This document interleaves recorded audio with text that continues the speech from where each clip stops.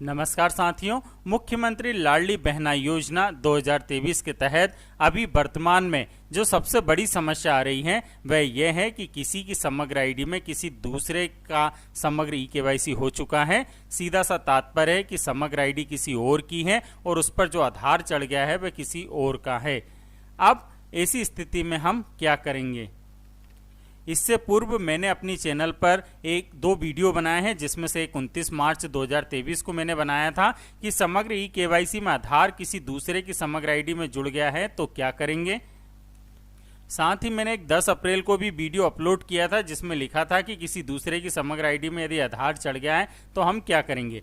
इसमें मैंने जो दोनों तरीके अपनाए थे वह अब पोर्टल से हट चुके हैं, वहां से उनका वह ऑप्शन हटा दिया गया है। परंतु मेरे ग्राम पंचायत में जो इस प्रकार की समस्या आई थी, मैंने इन्हीं दोनों वीडियो जो मैंने बनाए हैं उन्हीं पर मैंने काम किया और काम करने के बाद मेरी जो दोनों गलत समग्र आईडी पर है तो गलत आधार चढ़ गया था उसे मैंने है तो सुधार दिया और अब उनकी जो समग्र परिवार आईडी है, समग्र सदस्य आईडी है, पूर्व की तरह ही हो गई है। जो गलत आधार चढ़ गया था आईडी पर वह अब हट चुका है। परंतु समस्या तो सबसे बड़ी यह है कि जो एसपीआर पोर्टल पर हम लॉगिन होते हैं और लॉगिन होने के बाद जो ऑप्शन दिखाई दे रहा था जिससे हम आधार अपडेट करते थे वह ऑप्शन ही शासन ने हटा दिया है। अब हम क्या करेंगे? तो चलिए मैं अपने इस वीडियो में आपसे इस संबंध में बात करता हूं। वीडियो प्रारंभ करने से पहले मेरा आप सभी से निवेदन है कि मेरी चैनल का नाम पंचायत ज्ञान है। आप अधिक से अधिक चैनल को सब्सक्राइब कीजिए, वीडियो को लाइक व शेयर कीजिए, साथ ही बेल आइकन को जरूर दबाएं ताकि आपको मेरे नए प्रत्येक वीडियो की जानकारी यूं ही मिलती रहे। धन्यवाद। तो इसके लिए आपको आपकी ग्राम पंचायत या वार्ड प्रभारी महोदय को एक पत्र लिखना होगा। समग्र आईडी में गलत आधार नंबर दर्ज, गलत समग्र ई-केवाईसी हो जाने के संबंध में। महोदय जी, विषयांतर्गत निवेदन है कि मेरा नाम श्रीमती, पिता पति, यहाँ पर श्रीमती के बाद है तो लाडली बहना का नाम आएगा, उनके पिता या पति का नाम आएगा, श्री का लिखा है। उसके बाद ग्राम पंचायत या वार्ड कार्यालय जहाँ की वह निवासी वह नाम यहाँ आएगा। मेरी परिवार समग्र आईडी, जो आपकी परिवार समग्र आईडी वह आपको यहाँ दर्ज करना है। इसमें मेरी समग्र सदस्य आईडी में गलत आधार नंबर दर्ज हो गया है, गलत समग्र ई-केवाईसी हो गई है, जिसके कारण मैं मुख्यमंत्री लाडली बहना योजना का फॉर्म ऑनलाइन नहीं करवा पा रही हूं। और यहां पर आपको आपकी जानकारी दर्ज करना है कि समग्र सदस्य आईडी जिसमें गलत आधार जुड़ गया है, गलत समग्र ई-केवाईसी हो गई है। साथ ही गलत नाम जो इस समग्र सदस्य आईडी में जुड़ गया है, सही नाम जो इस समग्र सदस्य आईडी में होना चाहिए, सही आधार नंबर जो इस समग्र सदस्य आईडी में होना चाहिए। मैं आपको बता दूं कि यहाँ पर मैंने उम्र और लिंग के बारे में नहीं दर्ज किया है, क्योंकि समग्र सदस्य आईडी से यदि गलत आधार हट जाएगा तो और जैसे ही आपका आधार उसमें जुड़ेगा तो आपकी समस्त जानकारी जिस तरीके से आधार में दर्ज है, आपका जिस तरीके से लिंग है, उम्र है, नाम है, वह सब का सब समग्र सदस्य आईडी में हो जाएगा। साथ ही यहाँ आप अतः श्रीमान से निवेदन है कि वे उचित कार्रवाई कर मुझे मुख्यमंत्री लाडली बहना योजना का लाभ दिलाने की कृपा करें। और धन्यवाद करके आप इसके साथ, इस पत्र के साथ 2 कागज और लगाएं, परिवार आईडी व आधार कार्ड। इनकी फोटोकॉपी आप इस पत्र के साथ लगा दें और लाडली बहना यहाँ पर हस्ताक्षर कर दें और ग्राम पंचायत या वार्ड कार्यालय जो आपका लगता है वह आप यहाँ पर लिख दें।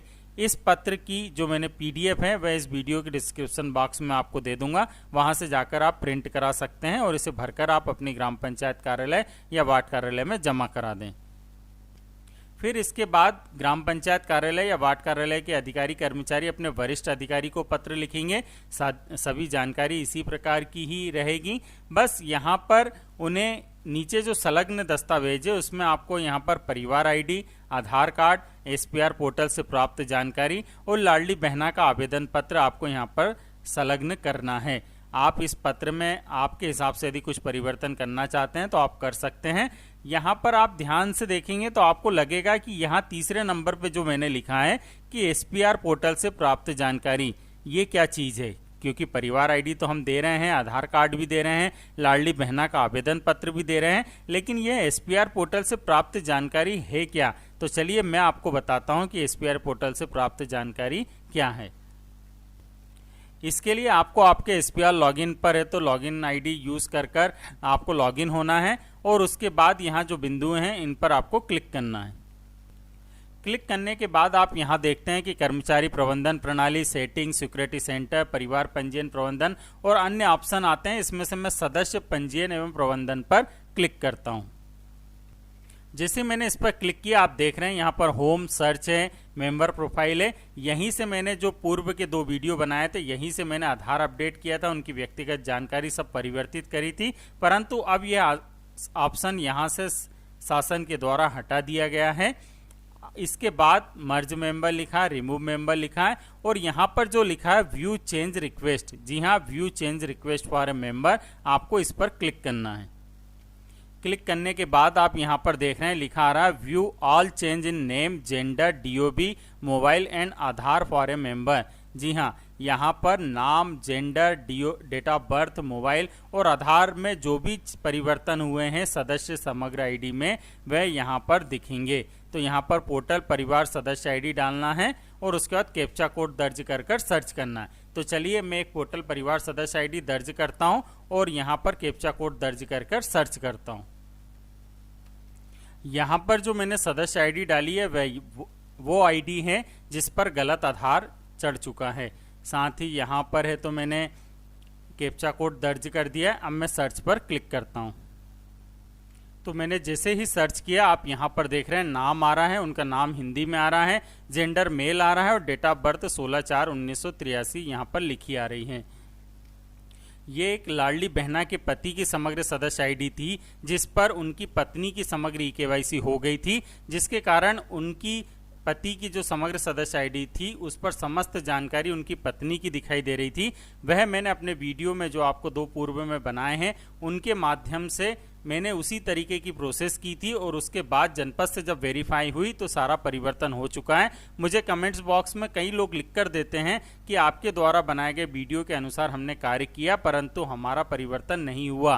तो मैं आपको बताना चाहूँगा कि आप यहाँ पर साक्षात देख सकते हैं कि मैंने जो परिवर्तन किया वह हो चुका है और मेरे जो ग्राम पंचायत में इस प्रकार की 2 प्रकरण थे, उन दोनों ही प्रकरण का निराकरण हो चुका है और दोनों ही लाडली बहनों का फॉर्म मैंने पुनः ई-केवाईसी करके ऑनलाइन भी कर दिया है। तो आप यहाँ पर देखिए, उनका जो पुराना नाम था वह उनकी पत्नी का चढ़ चुका था उनकी समग्र सदस्य आईडी पर। तो वह पुराना नाम था, नया नाम उनका दर्ज हो चुका है। उनका पुराना नाम तो हिंदी में वैसा का वैसा ही लिखा आ रहा था क्योंकि उनका पत्नी का नाम इंग्लिश में लिखा आ रहा था उनकी समग्र सदस्य आईडी पर, बाकी हिंदी में उनके पति का ही नाम आ रहा था। साथ में यहाँ पर नया हिंदी नाम भी मैंने दर्ज कर दिया आधार के अनुसार। पंजीयनकर्ता ग्राम पंचायत की आईडी है यहाँ पर।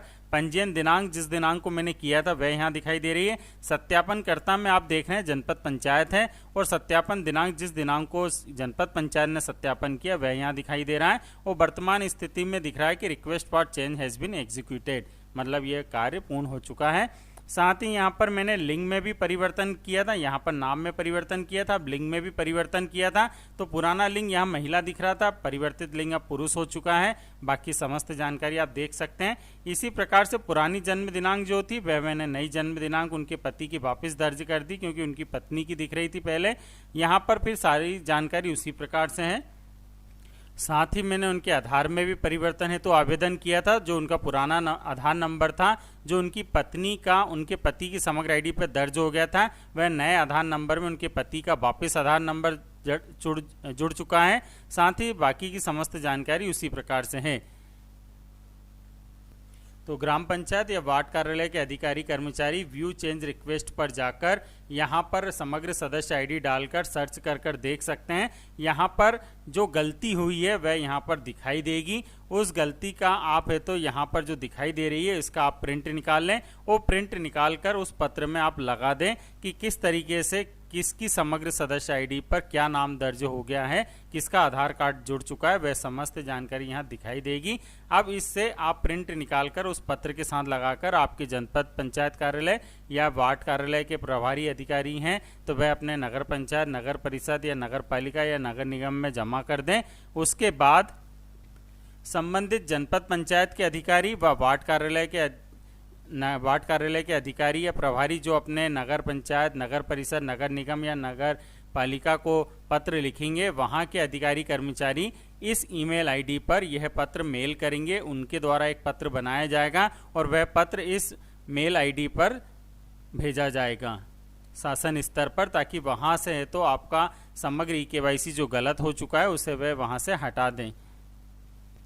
फिर शासन स्तर से कितने दिन में आपकी समग्र ई-केवाईसी सही हो जाएगी, आपकी सदस्य आईडी पुनः आपकी जो गलत आधार चढ़ गया वह हट जाएगा, इसके बारे में मैं अभी आपको सही जानकारी नहीं दे सकता हूं, क्योंकि यह पहले वहां पर पत्र जाएगा इस मेल आईडी पर। वहां के संबंधित अधिकारी कर्मचारी कितना समय लेते हैं इसे अप्रूव करने में, आपके समग्र आईडी पर जो गलत आधार चढ़ गया उसे हटाने में, वह मैं अब आने वाले समय में यदि 1-2 प्रकरण इस प्रकार के आते हैं या मुझे आप कि ग्राम पंचायत या वार्ड कार्यालय में इस प्रकार का कोई कार्य हुआ है कि किसी की समग्र सदस्य आईडी में गलत आधार चढ़ गया है और आपने पत्र के माध्यम से अपने वरिष्ठ अधिकारियों को अवगत कराया और वरिष्ठ अधिकारियों ने यदि इस ईमेल आईडी पर पत्र भेजा है और वहां से यदि कोई परिवर्तन होता है तो आप कमेंट बॉक्स में मुझे जरूर लिखकर बताएं। मेरे पास कुछ ऐसे कमेंट्स भी आते हैं कि क्या हम समग्र सदस्य आईडी ही डिलीट कर दें, हटा दें उसे, तो मैं आपसे निवेदन करना चाहता हूं कि आप इंतजार कीजिए, बाकी आपकी मर्जी है, लेकिन परंतु मेरा निवेदन है कि आप रुकिए, क्योंकि वह समग्र सदस्य आईडी यदि आपने डिलीट कर दी तो उस पर दर्ज जो भी पुराने समय में उनको योजना का लाभ उस समग्र सदस्य आईडी पर मिल रहा था उसमें परेशानी खड़ी हो जाएगी। तो अभी आप इंतजार कीजिए, इस प्रकार की प्रोसेस करके आप देख लीजिए। शासन स्तर से यदि गलत आधार जो चढ़ गया है उस समग्र सदस्य आईडी पर, यदि शासन स्तर से गलत आधार हट जाता है तो आप पुनः ई-केवाईसी उनका कर दीजिएगा और फिर उनका फॉर्म ऑनलाइन कर दीजिए। इसी प्रकार की और वीडियो देखने के लिए आप मेरे चैनल को सब्सक्राइब कीजिए, वीडियो को लाइक व शेयर कीजिए, साथ ही बेल आइकन को जरूर दबाएं ताकि आपको मेरे नए प्रत्येक वीडियो की जानकारी यूं ही मिलती रहे। साथ ही यदि आपके कोई कमेंट है तो कमेंट बॉक्स में जरूर बताइएगा। धन्यवाद।